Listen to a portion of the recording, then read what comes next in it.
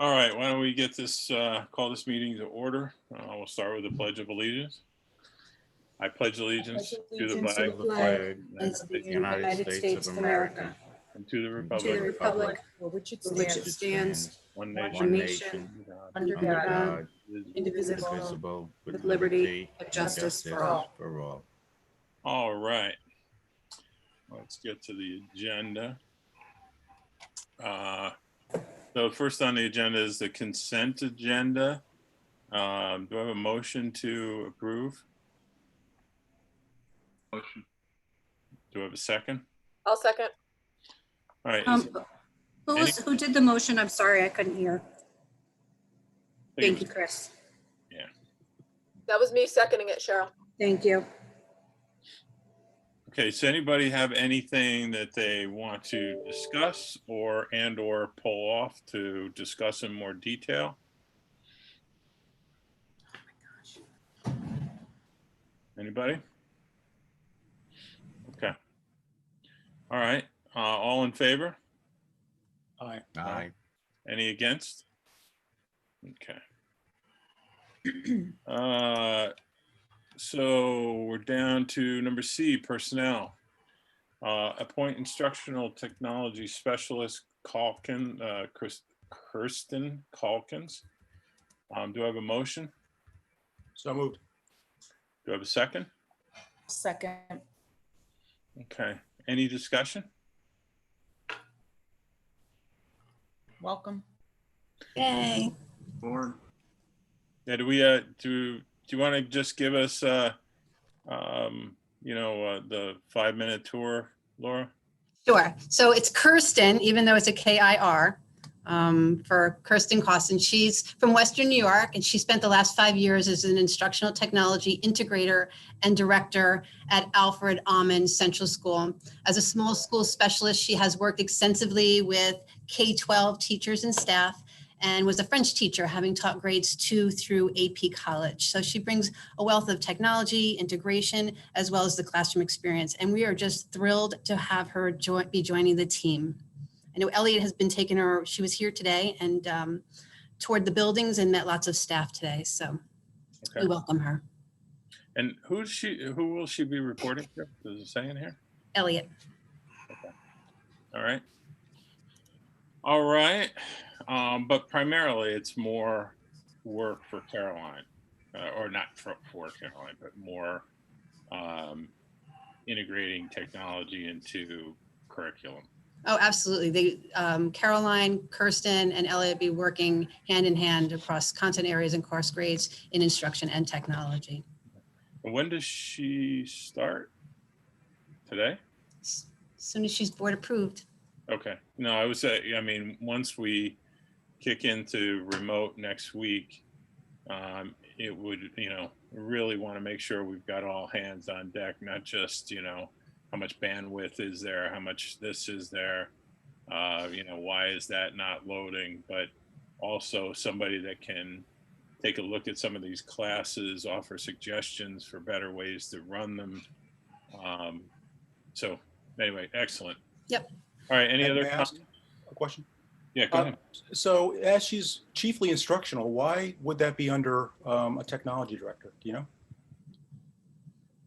Elliot or Caroline, did you want to talk to that, or would you like me to? Anyone. I don't care. You can. I mean, that's fine.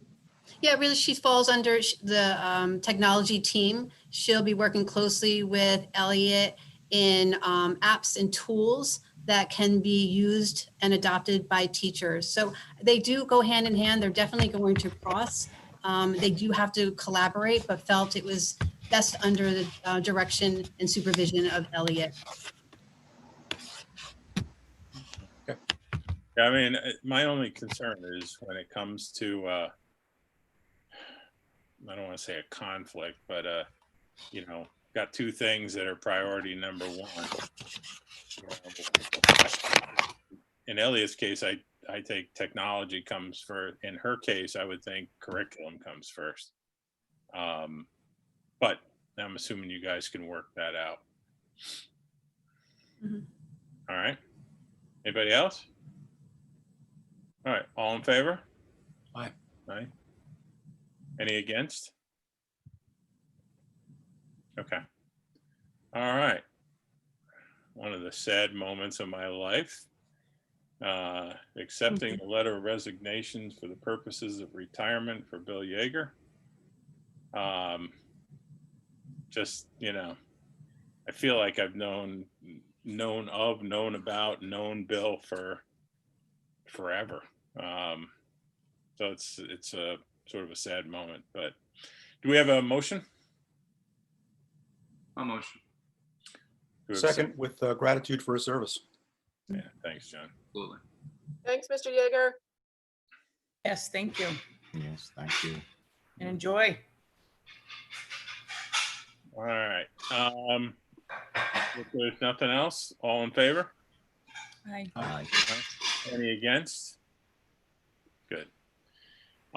As we move into new business, tonight's, as I said at the last, I think, work session, tonight's more about, the immediate future. What do we see coming up? What does remote look like? But before we get into all that, I actually just wanted to take a second to welcome everybody, however they're back, remotely, in the building, in the office. I just wanted to take a second to say thank you for everything everybody has done to keep Millbrook running for the last, keep it running always, but ever since this COVID thing is just thrown a major monkey wrench into everything we've done. I wanted to welcome everybody back. I hope you have a great year.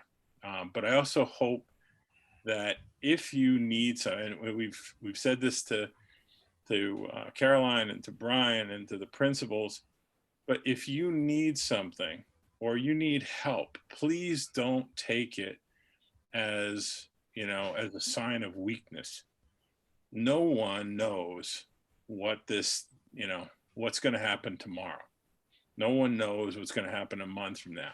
So if you need help, if you need an advisor, you need to you want to reach out to somebody, you need expert help in whatever, please don't hesitate to ask, because like I said, this is all new to all of us. So anyway, with that, why don't we move into the athletics, which is about as clear as mud.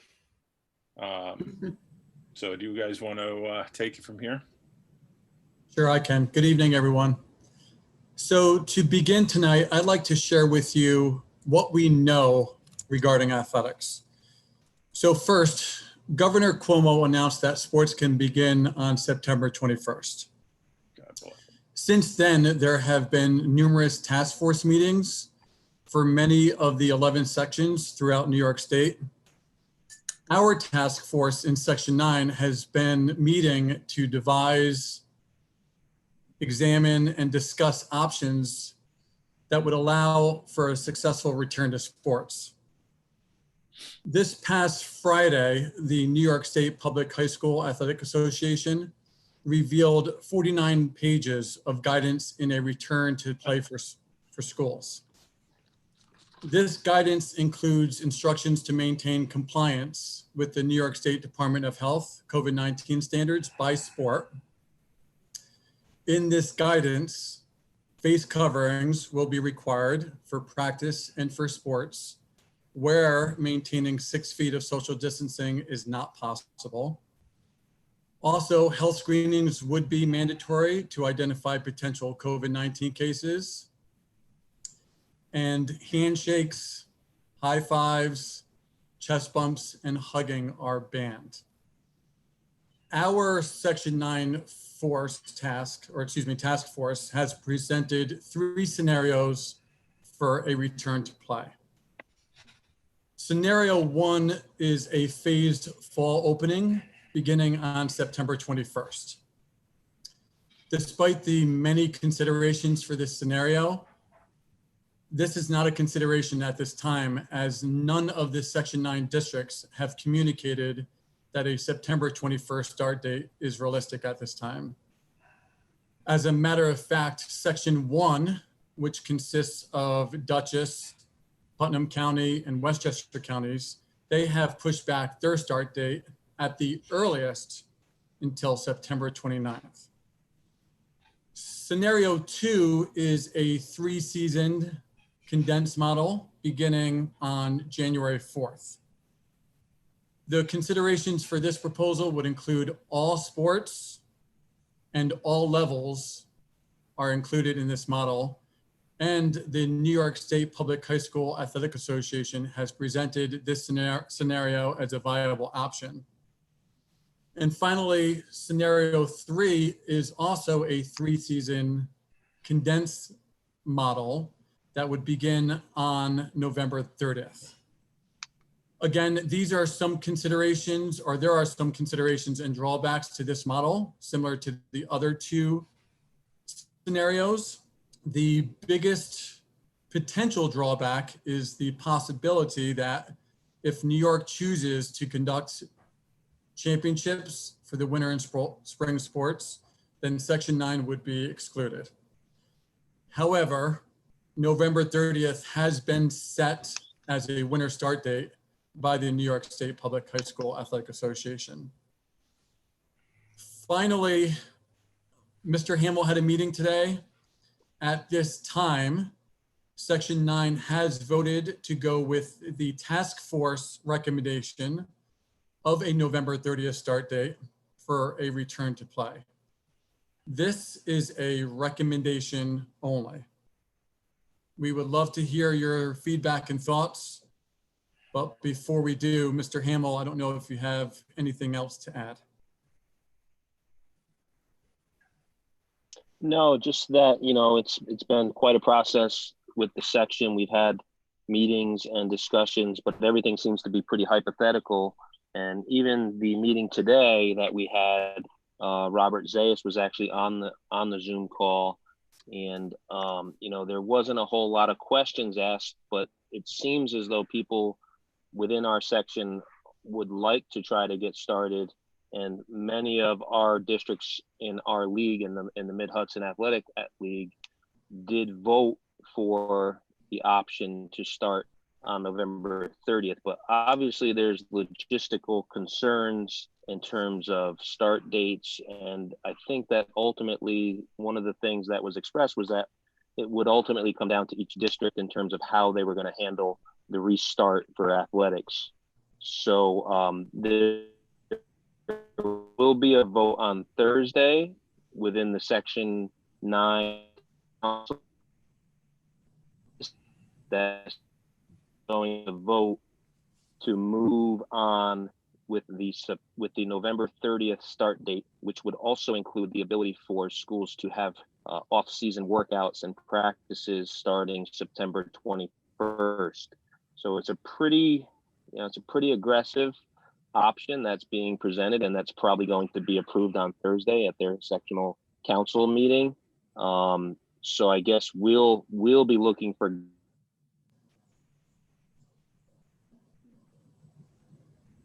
Lost you, Al. We lost. All right. You're muted, Al. Yeah, I don't know what happened there, but so yeah, I'm sure that we'll be looking for guidance once, you know, this occurs, because I just don't know where it's going to take us in terms of our situation within our own district. But there's a lot. Yes, go ahead. Sorry. No, it just because if you think back to before COVID, if there was such a time, we were having discussions then about which sports we could actually field teams in. You know, we didn't have enough kids to play this sport or that one. Maybe we don't do JV, we do just, you know.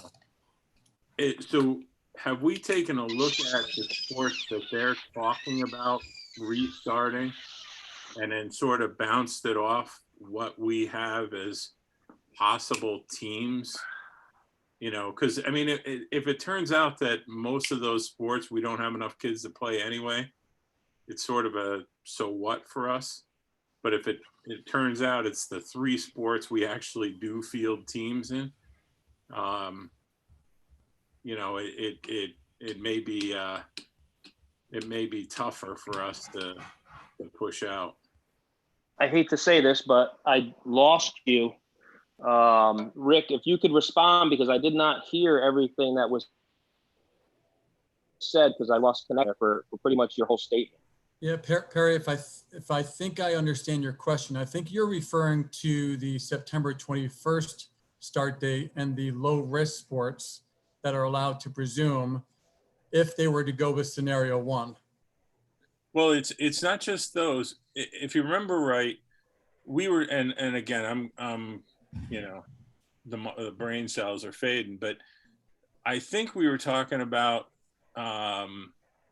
we weren't sure if we could field a lacrosse team, a tennis team. I want to say football, but I don't remember. Or we had like 8-person rosters for football and baseball. I don't know, we couldn't field a team, but there was a bunch of these sports. Forget about COVID and all that. There was a bunch that we weren't even sure we could field teams on, or that we should, because there was 3 kids ready to play. And in the later one, because the September 21st is just, I don't know. To me, that's ridiculous. We're keeping kids home. We're trying to keep them out of the way of all this. And then we're going to start a sports season September 21st. But the end of November, how does that play against the teams that we can actually field? Does that make sense? Yeah, so November would be winter sports only. So you're really only, basketball being the main winter sport, which we always field teams at every level. But probably your question is more pertaining to, it would be a 3-sport condensed year where winter sports would go from November through February, or the end of February. Fall sports would actually be March and April. And then spring sports would be in May and June. So they would be moving the fall sports to be for the kids to participate in the fall seasons during the months of March and April. Actually, that's part of the plan. Yep. And in terms of the other question, it was boys and girls lacrosse that took a dive in numbers, because our numbers soared for spring track.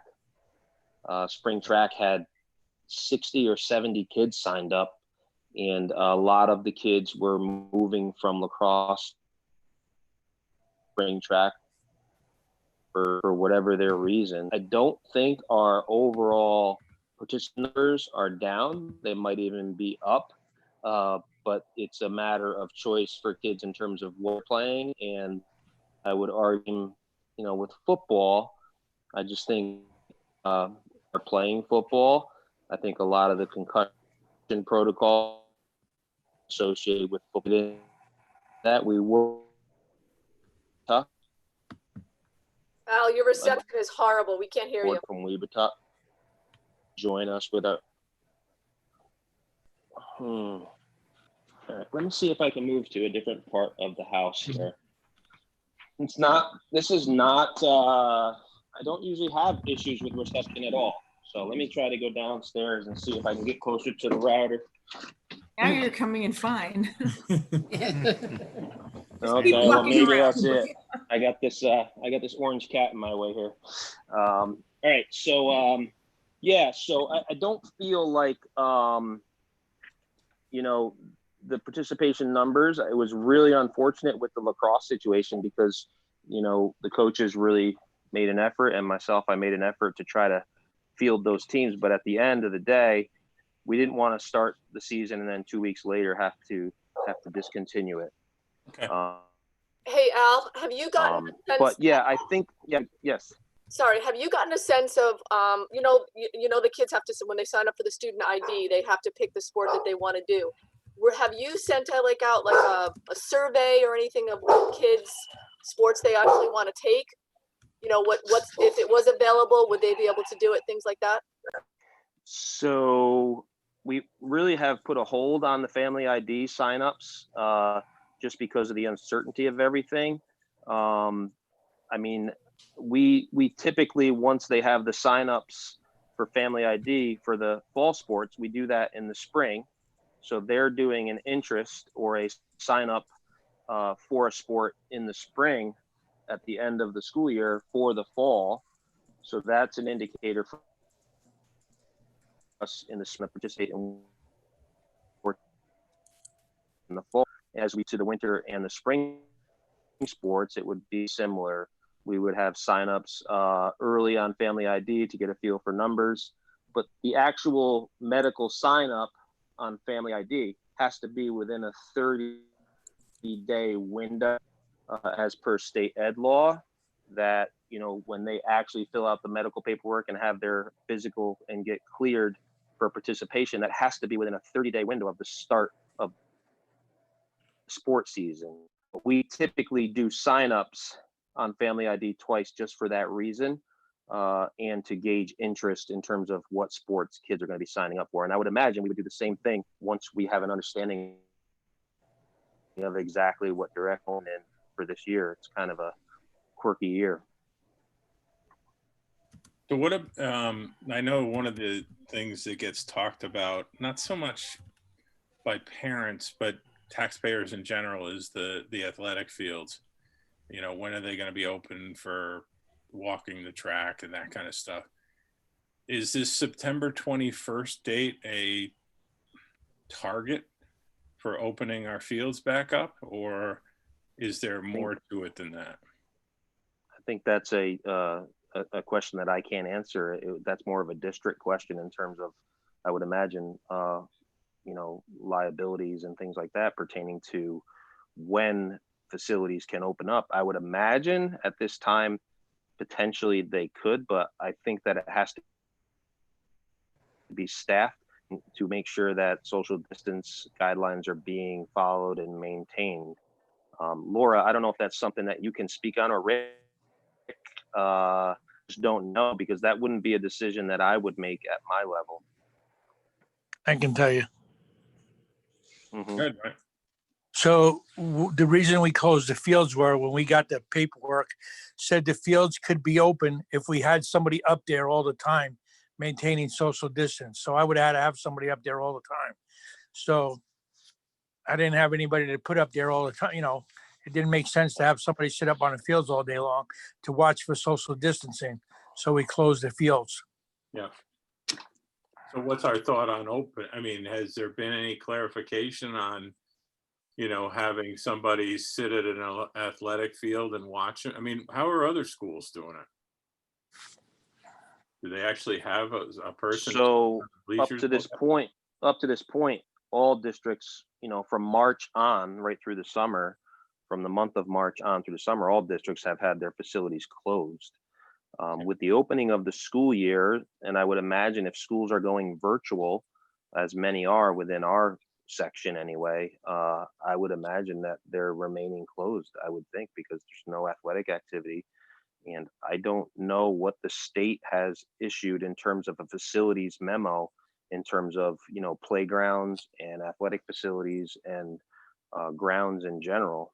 You know, initially I had brought it to the attention to Rick and to Laura about the NISFA memo that had come out that specifically talked about the fact that athletic facilities were supposed to be closed and not open to the public. And that was, I think, the catalyst for the closing of the fields up there, because we had actual non-district people going up to our turf field and using it because it was the only one that was open. Everybody else was being kicked off the other fields within the county. So it was a concern.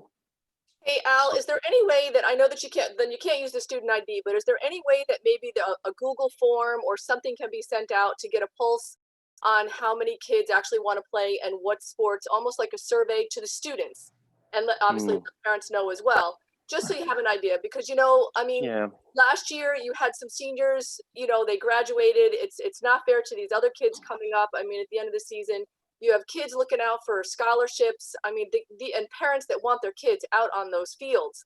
Is there any way that we, if in fact it does open, we're ready to move right away, Yeah. when they do open it. So can we I, set up some I sort of think we survey? can. I think we can do that fairly easily through the family ID system. To be quite honest with you, I could work with Julie to see if we can sign up for each of the sports for the year. But you have kids that play multiple sports over the course of a year. We have a lot of 2-sport and 3-sport athletes here.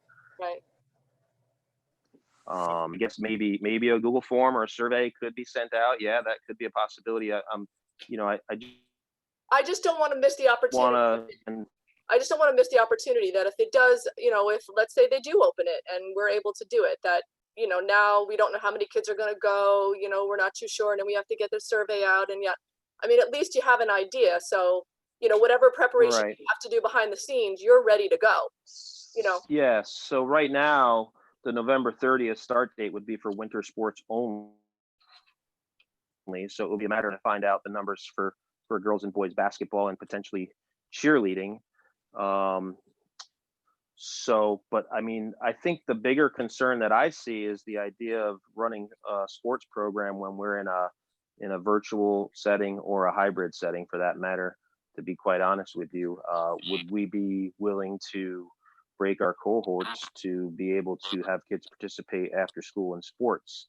I think that's the biggest question mark amongst most of the ADs and quite frankly, the superintendents that, from my understanding is the idea of having a hybrid model in the classroom and then having at the end of the school day, having cohorts crisscrossing on athletic courts and on athletic fields.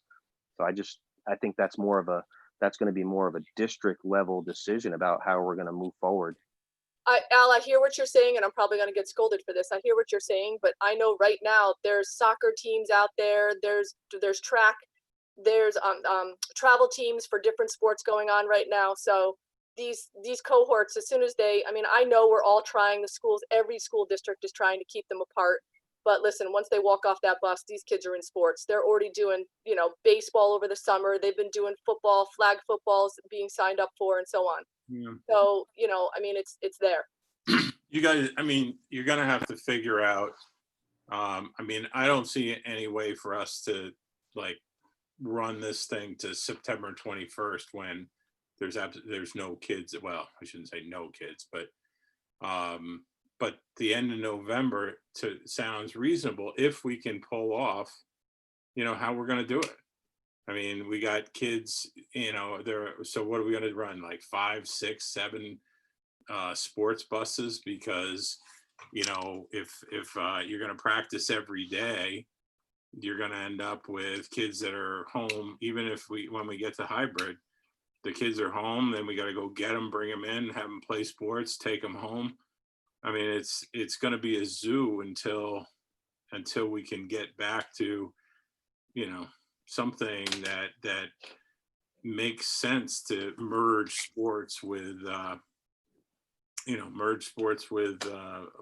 education. Al, I think on the form that you send out, I think what you're going to have to do is put on there, will you be able to provide your own transportation if this sport does occur? Yeah, No, Carrie, we're not going to be able to provide transportation to all the Yeah. folks that are home. I think to it's get going them to into sports. have to do that. Well, It's and just then asking about we'll have to figure out who's going to sit up at the fields, because kids stay at the fields longer than the coach does, or kids show up early. Who's going to be, we're going to have Mike have some guy sitting up at the field, making sure that 12 hours a day or whatever, however long we have those fields open. Yeah. Isn't there a winter track? Yes. Yep.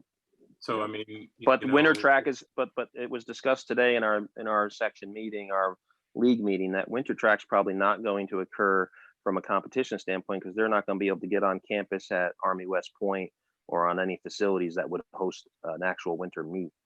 Yeah. One consideration that you have to consider with the transportation, there was a memo that came out that stated, that no matter what your model of learning was in your school, that the athletic program and extracurriculars had to be offered, equally, and that there could not be,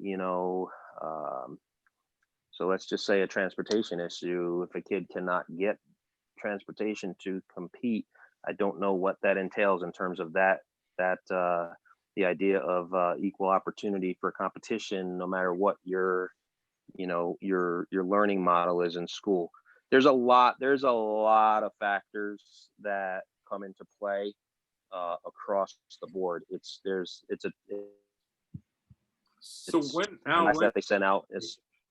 Sorry, buddy. I thought you cut out. Nope, go right ahead.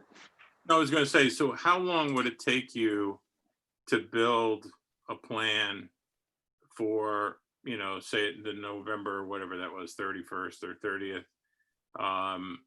and then run it by, because it's going to have to go by the lawyers to say, can you legally say no transportation?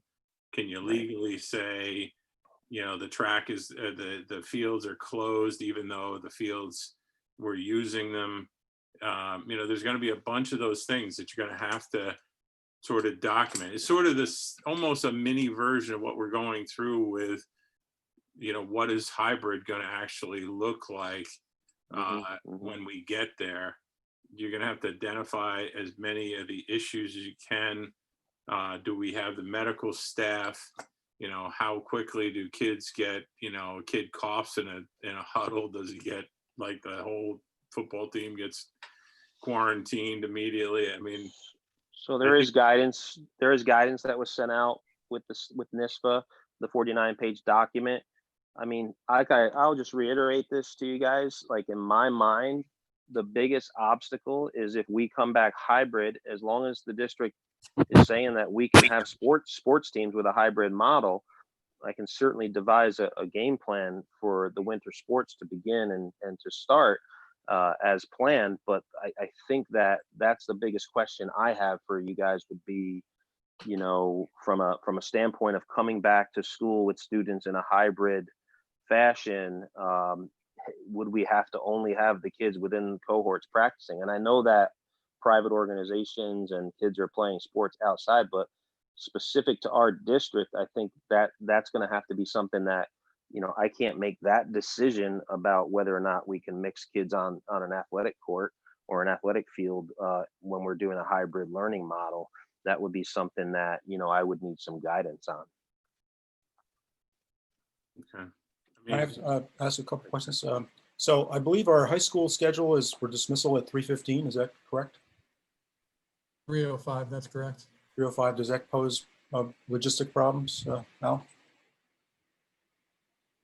In terms of what, travel? Competing with other schools. Is that too late? It's a little later than we normally do, right?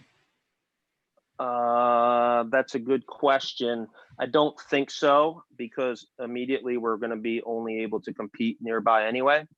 So I don't foresee that being an issue. No. Okay, so they're not long distances. The other thing, If you don't mind me, just for clarity purposes, the 3:05 end time for students is remote.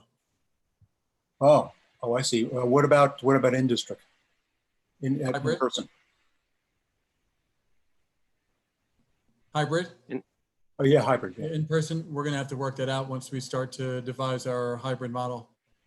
Oh, I thought I saw schedules already on that. Okay.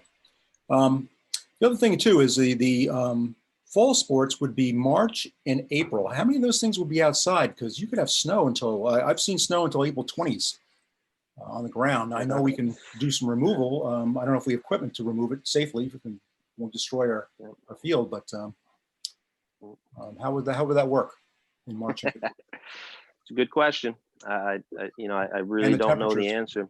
You'd have, I'm assuming you'd have to wait to go outdoors until it's conducive. If you have some feet of snow on the ground, you're not going to be able to go outside. You're going to have to probably practice indoors, just like they would for the spring sports. So there's some common sense. I get it. And if I could add to Al, I don't know if this is true or not, but in a condensed season, you're playing less games. So I would foresee during the cold winter month, even if it's the fall season per se, they would be conducting their practices. They might have to work out in the gym as opposed to outside in the fields. And then when the weather clears, they'll be outside.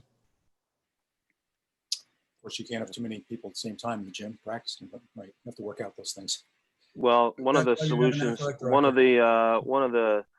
the other decisions that's going to have to be made within the district, not we have JV and modified sports operating at the same time, or if we would want to go varsity only, just for those reasons. And is the vote we participate in, is that a commitment or that's just a preference vote? It's a recommendation. It's basically the section saying that this is what we're doing as a section. We're looking to start. Obviously, it's going to be contingent upon each district to make the decision about how they are going to move forward. And it could be as much as we're going to start at a later date, or we're not going to participate based on whatever the whatever the reasons are. Okay, got it. Thanks. Given that fall sports aren't going to start until whatever you said, March, or I mean, what would be the sense of actually starting it on September 20? Forget about like, all the other issues. What are we starting? Are we starting workouts for winter? Are we starting workouts for the spring, and hopefully we just keep them working out till they, till the football season opens? So the way the option was presented was just that there could be, if so inclined, within the district, you could have off-season workouts for sports that are not going to be in season until the spring and the late spring. My recommendation would be, if we were to move forward, that we would specifically focus on the basketball and the winter sports first, and then just go and maybe have some timelines where we can set up where coaches can begin to have preseason open gyms for football or for soccer, and then lastly would be baseball, softball, lacrosse moving into the late spring. But I think we'd have to space it out accordingly, because there's not going to be enough gym space, and it will be a lot of confusion if we have, and plus the two-way and the three-way sport athletes. Confusion in terms of where they going today, to the open gym for football or to basketball practice, that type of thing, and where would we house all of that? So my recommendation, just in terms of it, looking at it logistically, I think that it would be a matter of coming up with a start date for the winter sports, specifically basketball, determine whether or not we're going to do all levels, JV, varsity, JV, and modified, or if we're only going to do certain levels, and then try to, piece together how that would look. And again, a lot of that is, in terms of our hybrid, I think a lot of the sports questions need to come after we set the hybrid that we're going to enter on. Yeah, Al, I got a question. I got two questions for you. Yep. Wasn't the guidance that practice has to be in cohorts as well, as far as sports go? No, it was just a recommendation. And what about the masks? I mean, if you're playing basketball in winter sports as of right now, are they wearing masks while they're playing basketball? Okay. Yep. I just wanted to point that out, because I don't know if everyone was aware of that. So.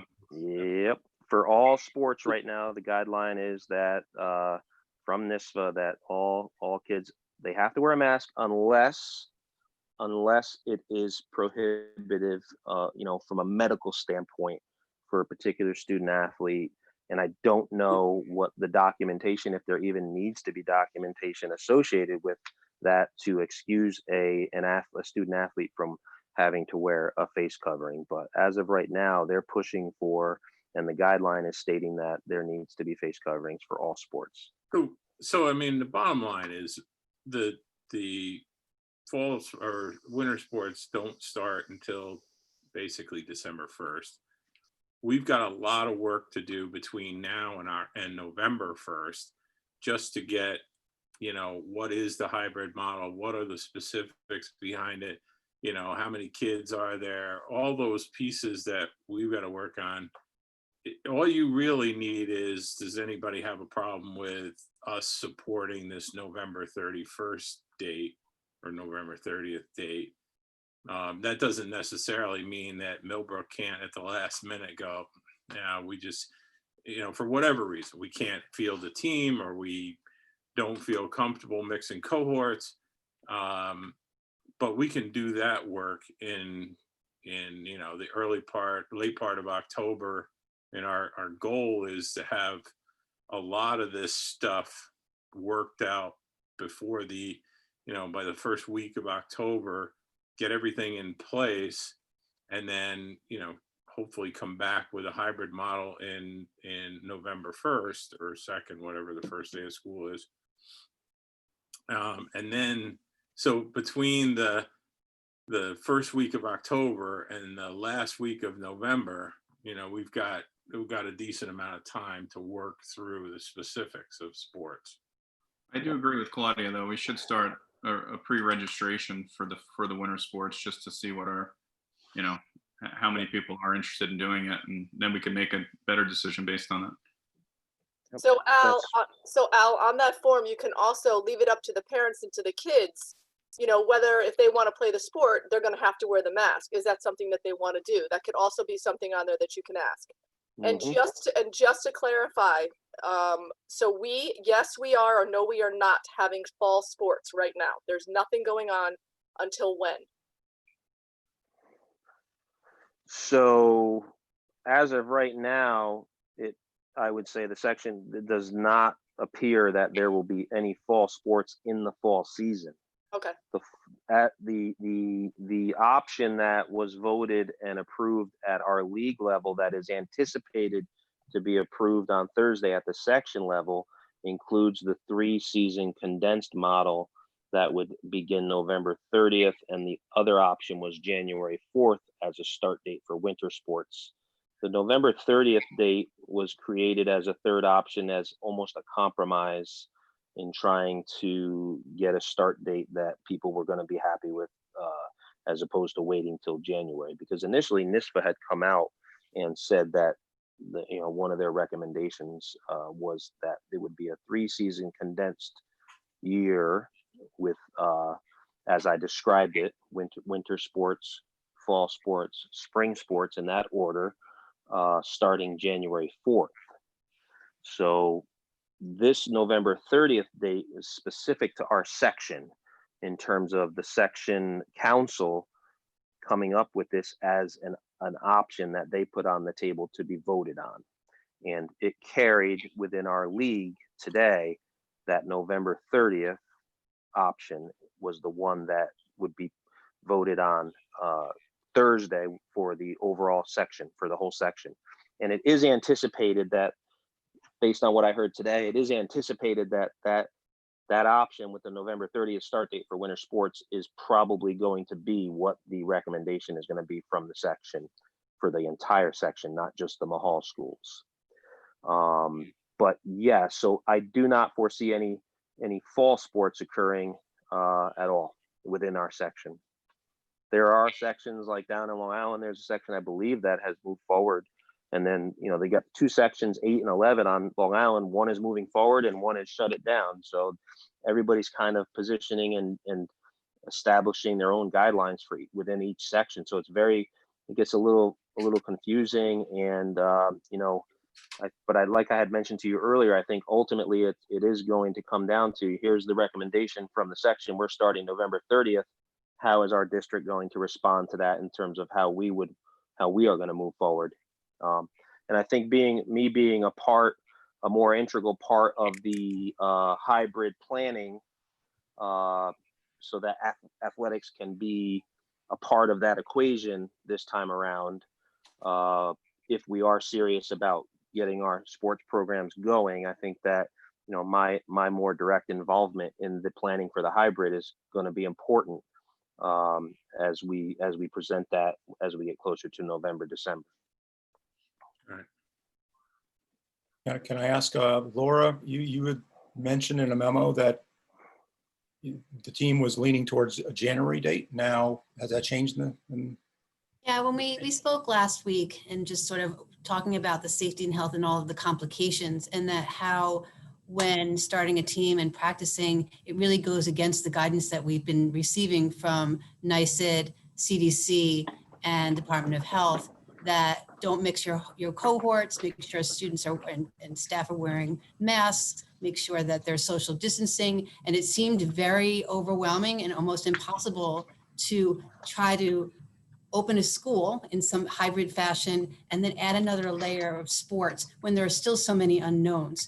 So that was where we left our conversation. But I like where we're sort of are now. Like, we can say November, and maybe that's something that we want to strive for. But if we find that we're not ready, or there's more information, or that it actually is in true conflict of Department of Health and CDC, what's the harm in waiting? I know sports are super important to our students. It's a social emotional piece as well as an athletic and team approach piece. And I respect that and I sympathize with that. But I just want to make sure that we move slowly, just like we are with our process of moving towards a hybrid, just being very thoughtful and strategic, mindful, making sure that we're watching and listening for new rules.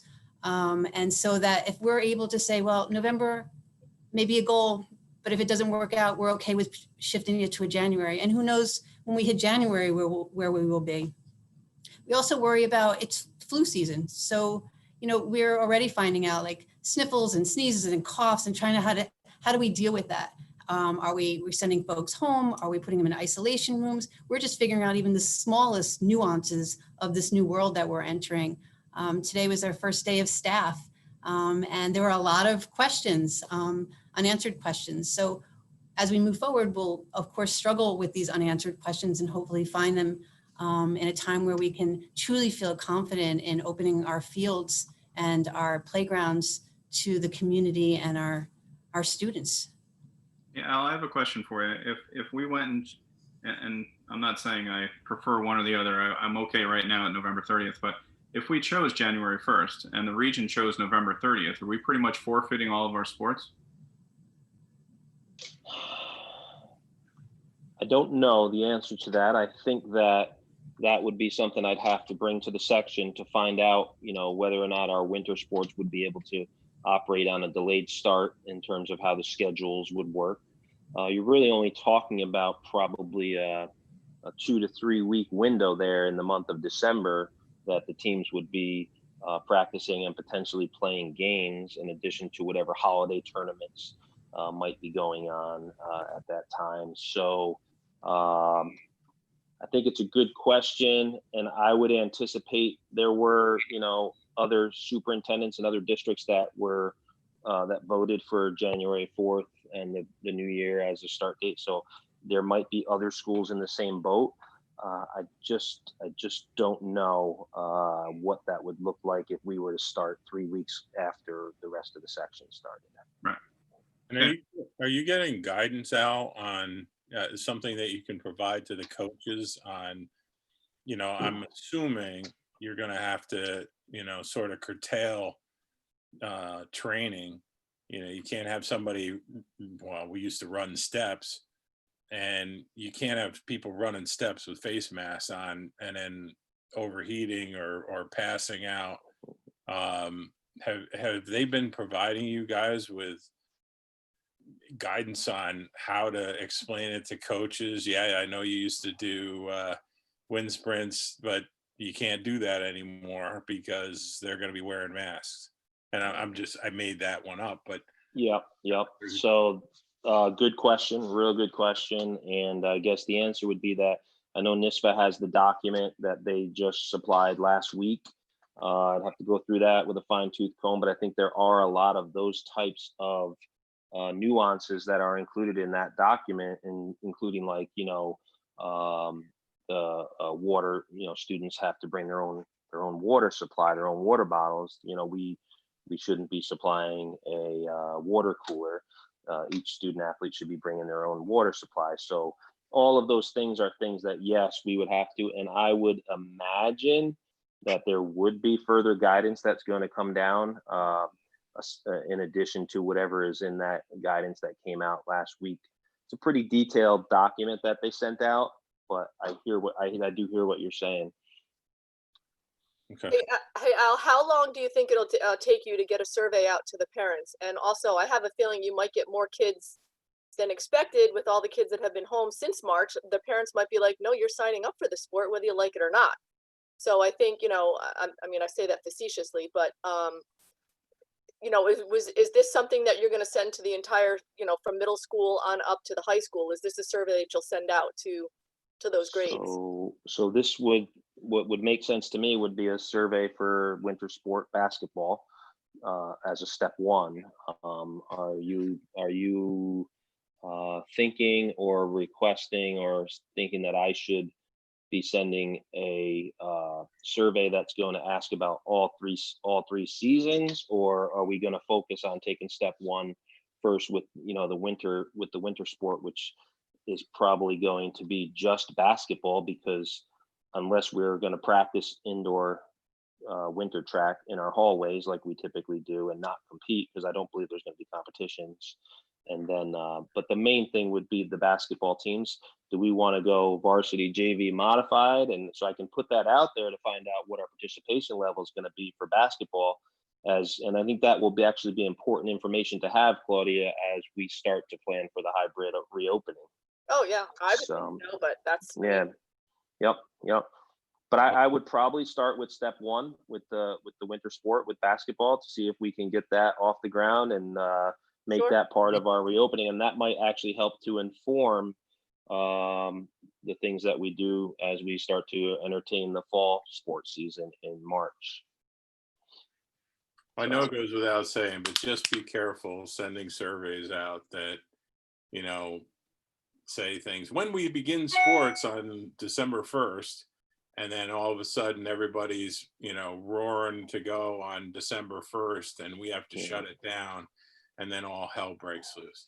Yeah, I think I can form a survey and maybe then run that, through Rick and Laura, I would imagine, before sending anything out officially.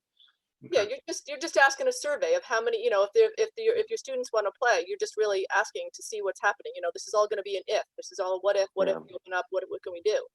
You got to.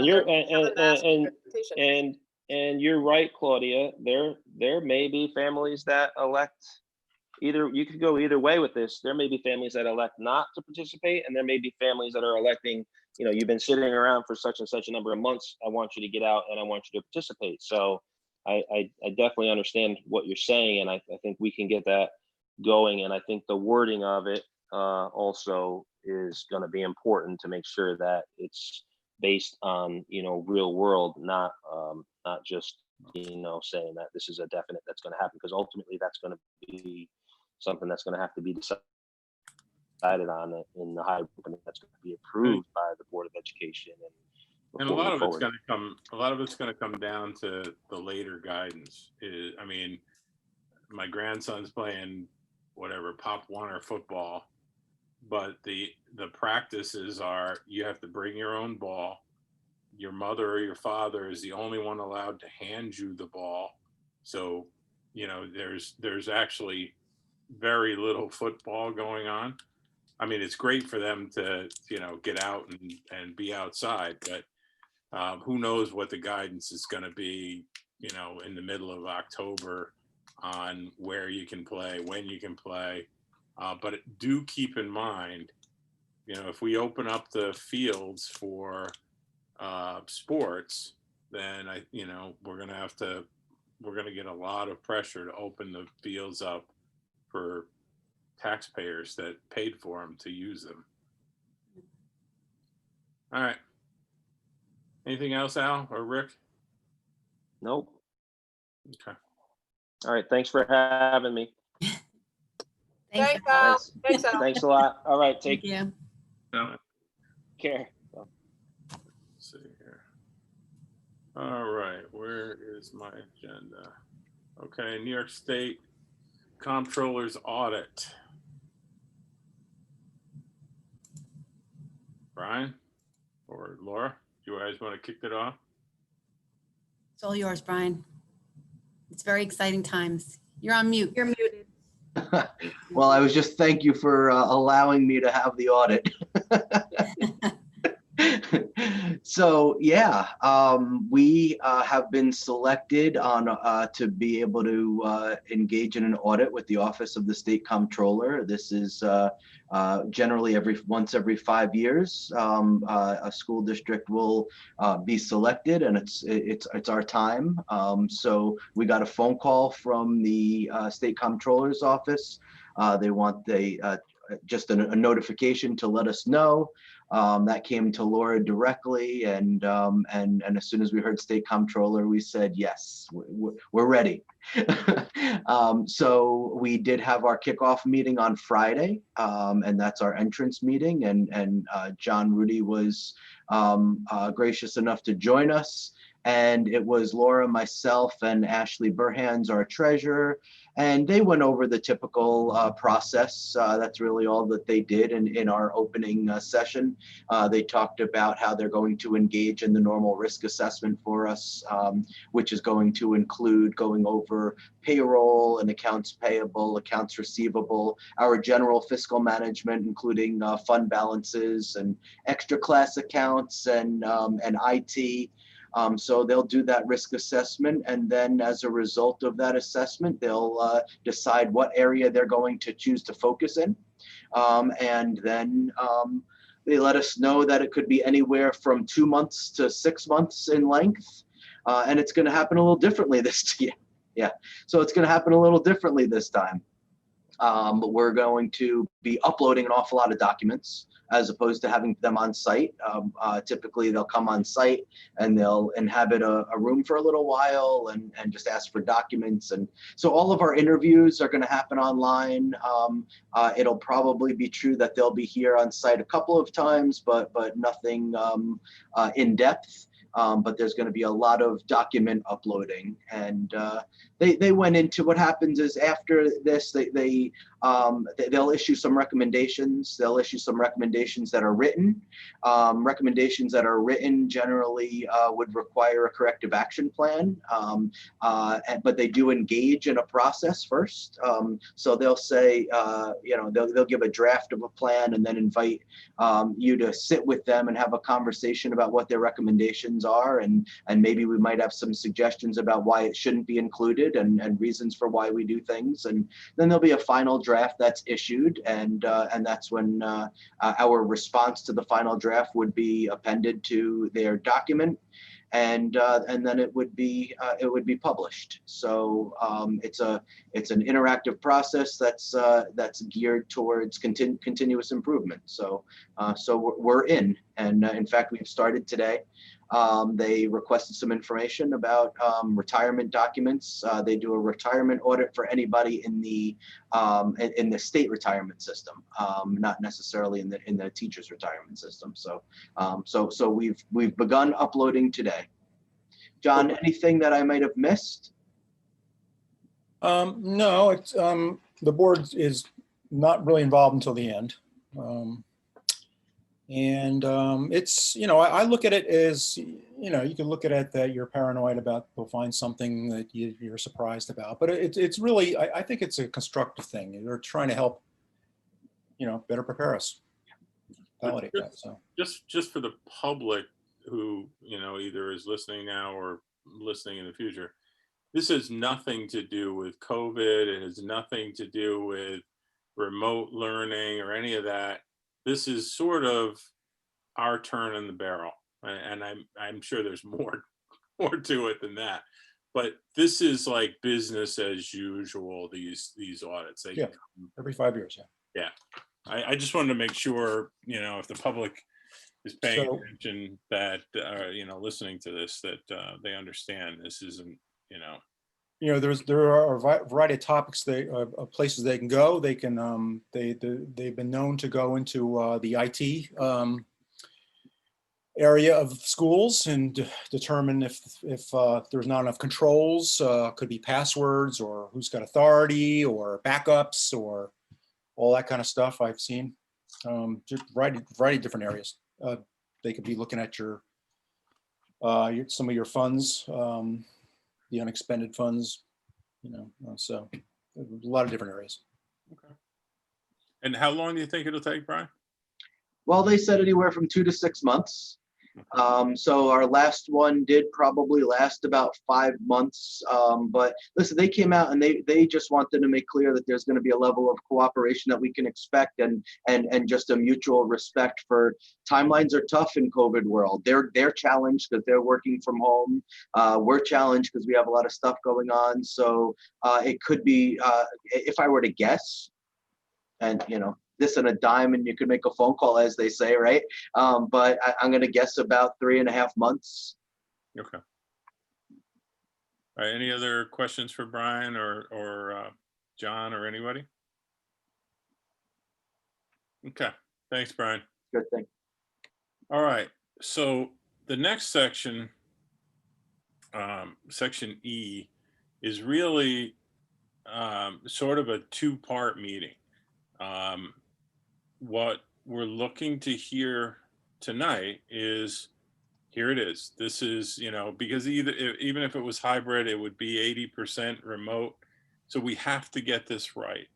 So we wanted to have the principals come in and give us specifics on, this is the way Elm Drive's going to operate. This is the way Alden's going to operate.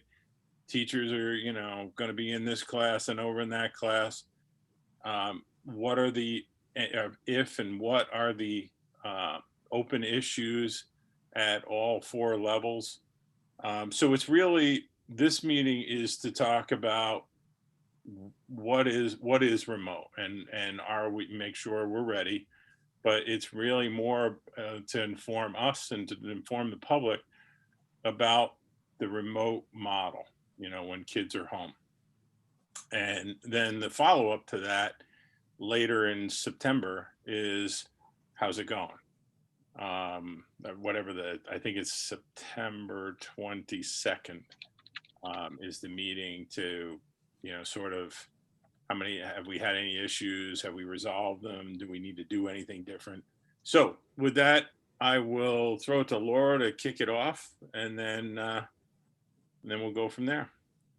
Thank you. That was a nice introduction, and it was perfect. You said everything I was going to say. So we're going to, like Perry said, we have 4 principals. We also have Elliot here, who's going to talk about technology and connectivity. He's also probably going to give you a better explanation for you, John, regarding the instructional and technology specialist. So why don't we start with Mike at Elm. Mike, who? Hey, good evening, everybody. So good first day today, just throwing that out there. Great staff over at Elm, very excited, very collaborative, asking a lot of questions, which is good because that means they want to work on solving those questions. So I'll just go through sort of a bulleted list that we have. So first of all, students' schedules. So K5, and Tom can jump in, I know he's going to talk about his own school, but we're going to begin the day and focus our core academics from 9 to about 11:40. And in that, we're going to have reading workshop, writer's workshop. We're going to have math in there as well. And during that time, we're going to use the workshop model, because from 9 to 11:40, we don't want the child sitting there online on the screen that whole time. What we're really going to look for is to begin the day with something that we hold kind of dear in elementary land, is that morning meeting, that sense of engagement, that responsive classroom piece. So ideally, we're going to begin the day with that morning meeting. All the kids are there. The teacher then, after about 10 to 15 minutes, rolls into either a math workshop whole group lesson or a literacy whole group lesson. So if I'm a parent or I have a child, they're in morning meeting, rolls right into one of those core subjects, large group. That large group lesson in the workshop style lasts for about 10 to 15 minutes. And then there's that break. And I don't mean break as in like, hey, there's a break, there's no work. It's almost like you're in a huddle. All right, now we're going to that workshop model where the students are going to work independently and the teacher is going to pick up small groups or even at sometimes individual students and then do that conferencing with them. So that workshop model, if you have any clarifying questions on that, ask me now. That workshop model, we're going to apply to reading and writing. We might do that in combination. So at the lower grades, you're going to be teaching, really focusing on reading first. Sometimes you'll differentiate and you'll teach reading and writing separately. we're also going to apply that same workshop model for math.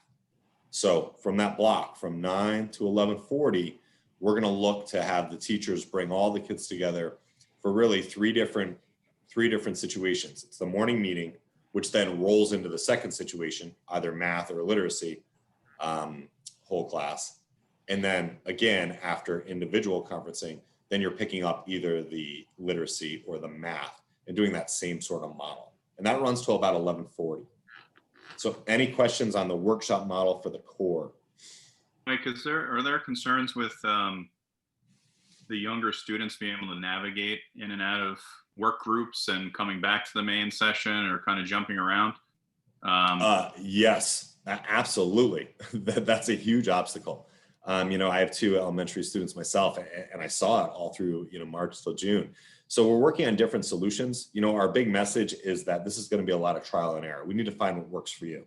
And of course, we're not starting, next week and saying, hey, here's your tight schedule, we're going from there. It's going to be an ease in, but we'll talk a little bit more about that with orientation.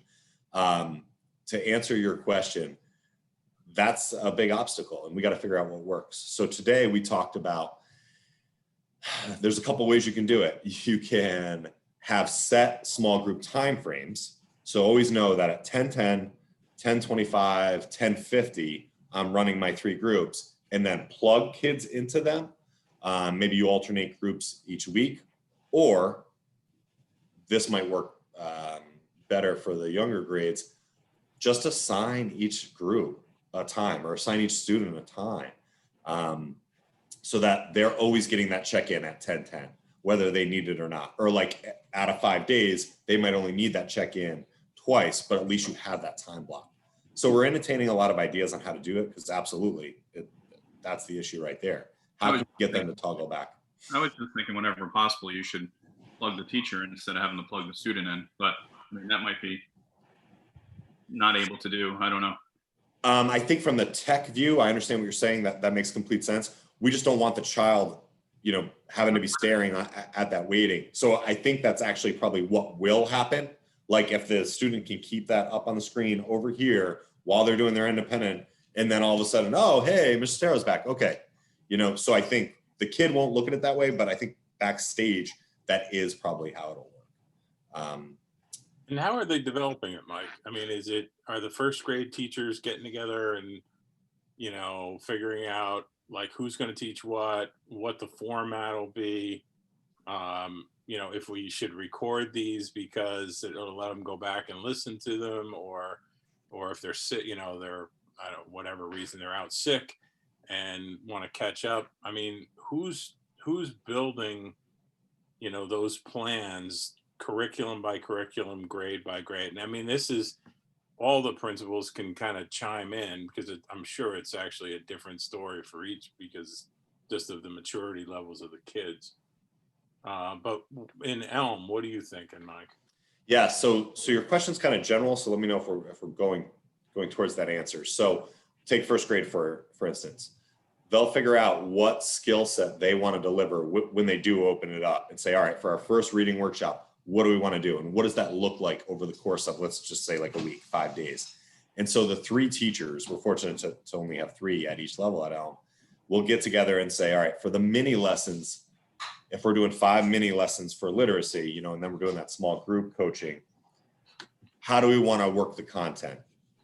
Am I, as my independent teacher, making 5 different ones? And then my partner, Sarah Rizzo, my grade level peer, she's doing kind of the same story, but she's doing it 5 times? Or should we get together and create content together as a grade level? And that's what we're seeing more of.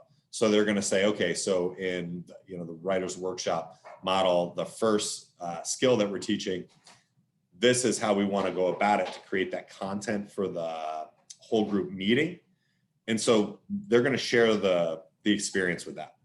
And so it's not going to be, 5 days, 3 teachers. It's not going to be 15 different stimuli or pieces of content. Ideally, it's just going to be 5. So the student, even though they're in her class and then his class, they're still going to get the same sort of, I keep using this word stimuli or content, but like what I'm showing the kids for that workshop whole group. So they're cooperating as grade levels. making sure they're on the same page. And then that individual approach, as many of you already know, like takes place when you then break it down into that workshop and you hit the small groups. One added benefit to that, we've gotten dozens of requests to say, hey, can we put these two students together because they have the same babysitter? Or can we put these two? And it would be way easier if we could just say yes. But in a lot of instances, we have these other filters or factors in place, as you know, so we can all the time. But if you're on the same grade level and you're all creating the same content, or you're all using the same author from YouTube to read that chapter in the book that you're showing, then that's a lot easier for that at-home person. So we're running through that experience. So same thing goes for math. So we're looking for a lot of grade level cooperation. Obviously, you have the New York State curriculum, but then what that means to a Millbrook student is what our personnel are doing. That we have a lot of grade level meetings throughout these 4 days. That's what that's there for. We have planning too, in the remote schedule, and that's their team. So. Mike, in reality, I hear ideally what you're saying. In reality, you have teachers that are sick or have a substitute, and so people get it. The pace goes differently between each class, right? So it's not going to be that long. Right, but that actually is a solution to that if they're working as a cohort, as a grade level, because students can actually benefit from the instruction. Even if I don't have Mr. Rudy as a teacher, I have Mr. Sotero, but Mr. Sotero is sick.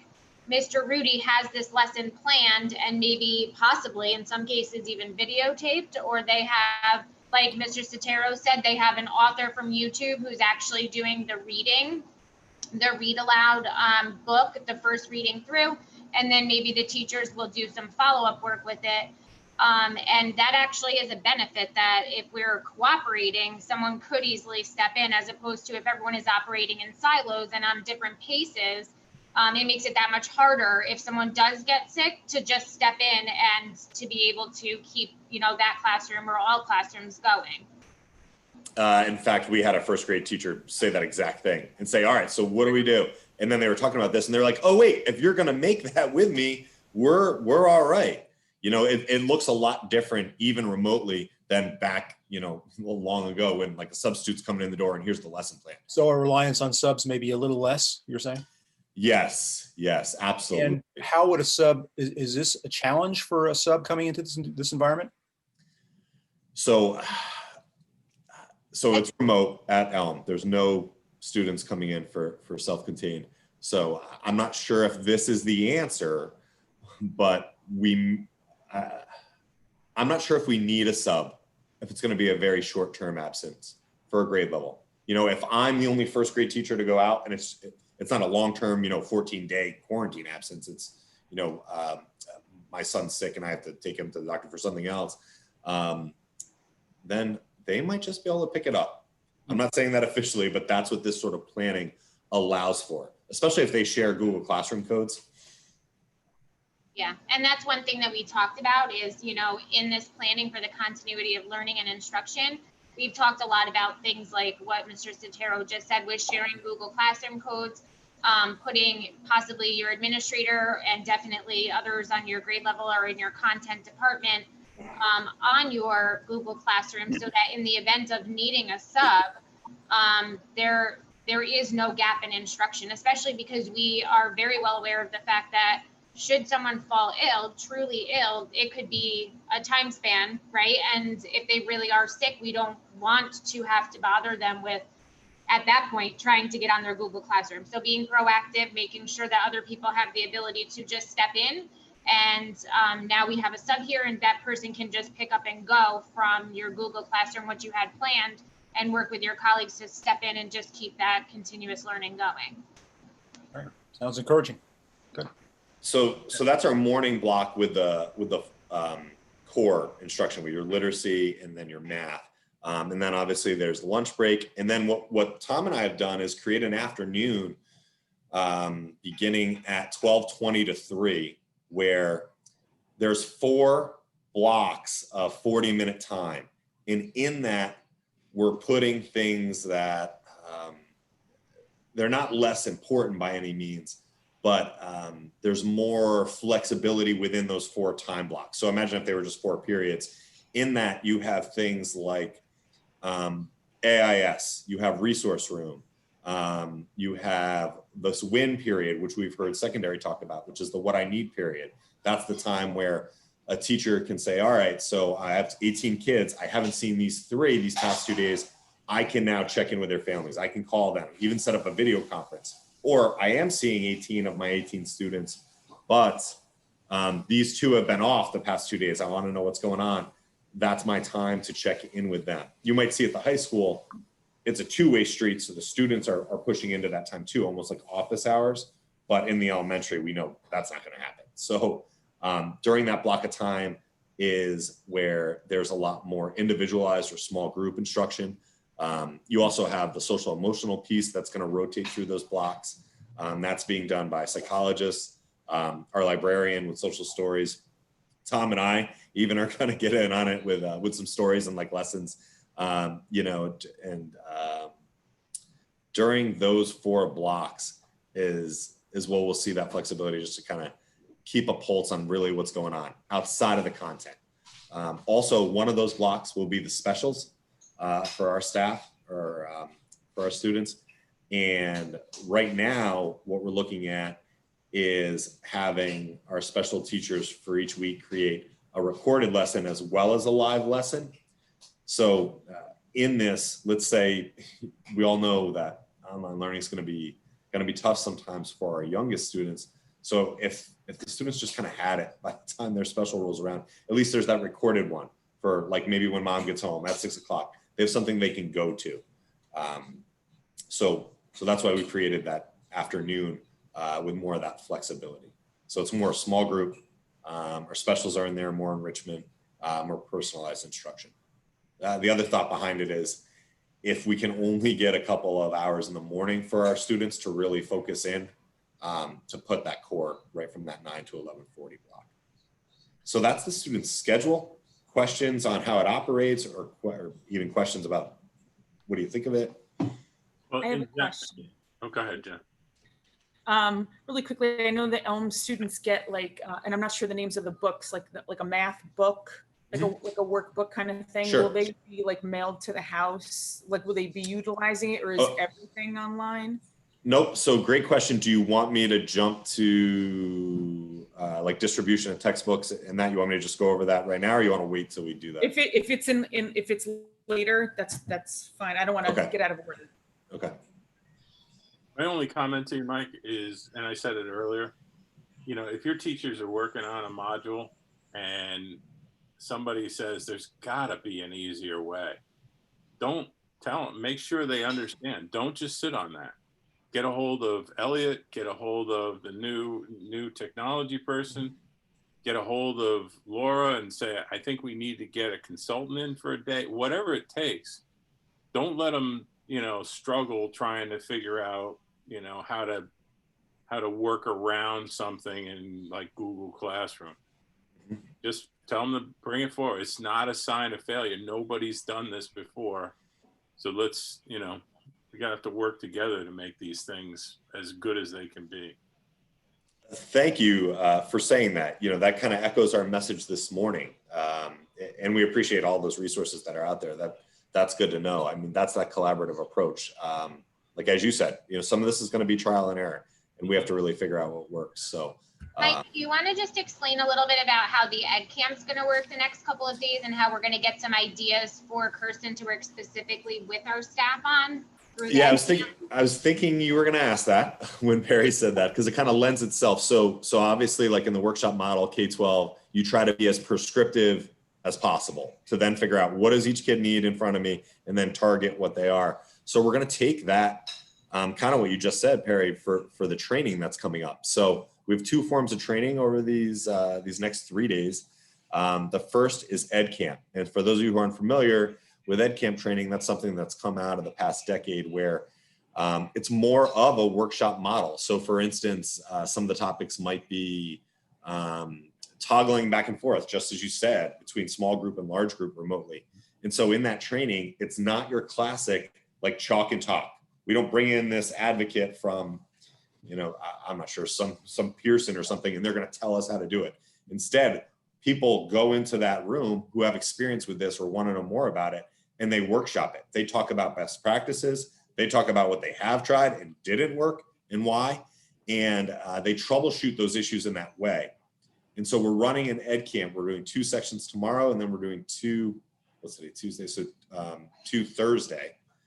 And so with a multitude of topics driven by the teachers on things I know about that are helpful, meaning like if I'm a teacher, and things I want to learn about. And then they're going to populate those rooms, those workshops. We're going to sit in, we're going to help facilitate as administrators. And for those 4 sessions, they're going to drum up all this conversation and exchange of ideas. We'll park a lot of ideas. There's Google Forms to put all that information so it doesn't get lost. But then from that, Elliot and then Kirsten, thank you.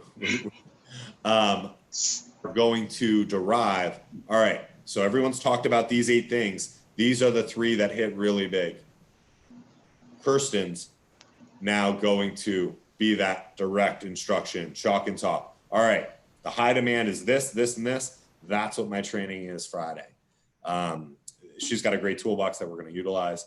So we're taking that kind of 2-tiered approach, kind of like what we do with the students. Okay. Anything else, Caroline, on that or anybody? Yeah, I mean, so we have already some data as to what might be some starting topics for the direct instruction that Kirsten will provide. Elliot did have some feedback sessions in the spring. And then we've also had teachers dialogue today with some teachers. And so we have at least a couple of, general topics that we absolutely know many teachers would be interested in. So she'll start with those topics. And then tomorrow, our ed camp will be some of the topics that we know teachers have been looking for, just to